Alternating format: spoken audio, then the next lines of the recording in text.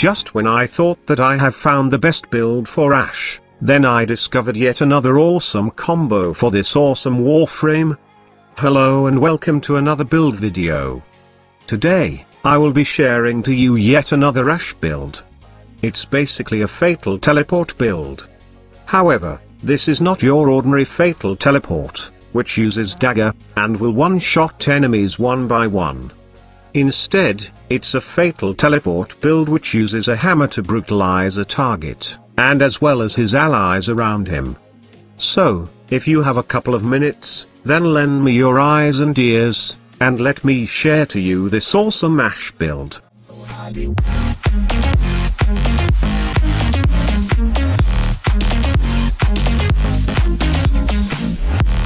As I've said earlier, this build is a fatal teleport variation which uses a hammer called Jat Kittag, with the Vulcan Blitz mod.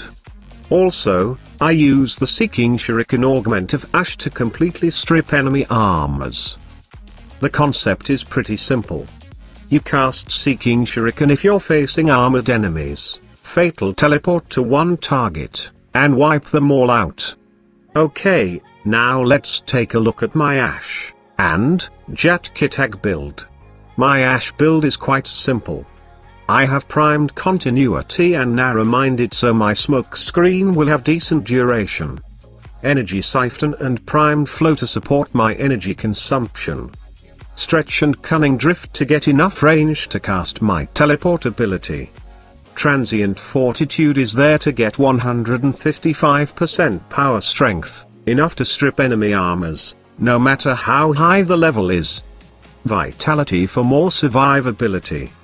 And of course, Seeking Shuriken for armor stripping, and Fatal Teleport is our main killer mod.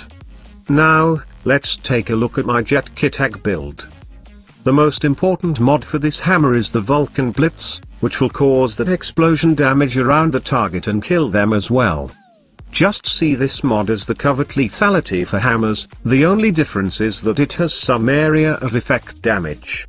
Okay, since we will rely on finisher kills with Ash's fatal teleport, I added finishing touch on this build and of course, primed pressure point for more damage.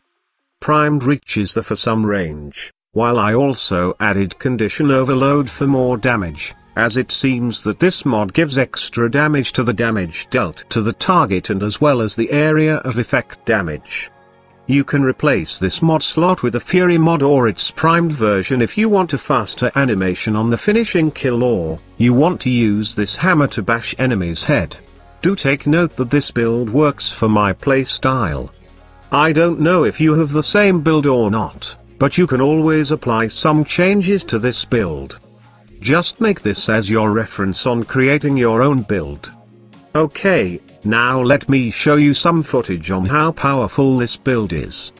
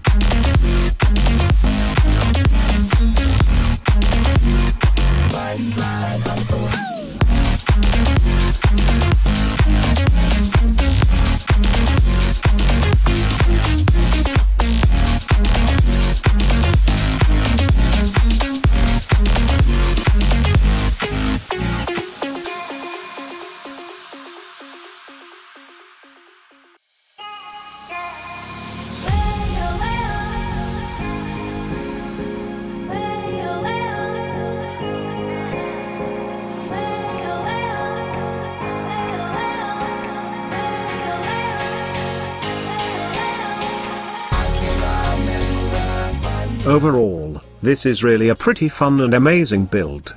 Best part is, you can use your primary and secondary weapons with this setup, as fatal teleporting to an enemy will work, even if your melee weapon is holstered. I strongly suggest that you try out this build. Now, for those waiting for my Sarin build, I'm sorry if I just can't release it yet, as I'm still having some troubles with the build in terms of survivability, especially in endgame mission like level 100 plus sorties and long survival runs. I am currently testing a bunch of melee weapons for my condition overload goddess Sarin and choose what melee weapon perfectly suit this build. I just hope you guys can wait a little longer. For the meantime, you can try out this build on your Rash and I hope you enjoy it. Before I end up this video, I would just like to greet you all Merry Christmas and Happy New Year. Have a joyful holiday to everyone. May you have a wonderful holiday season this year with your family. Lastly, don't forget to hit that like button and subscribe, if this is your first time here. Thank you once again, and see you on my next video. I'm mesmerized by these eyes. I'm so high, I can't lie, I'm mesmerized.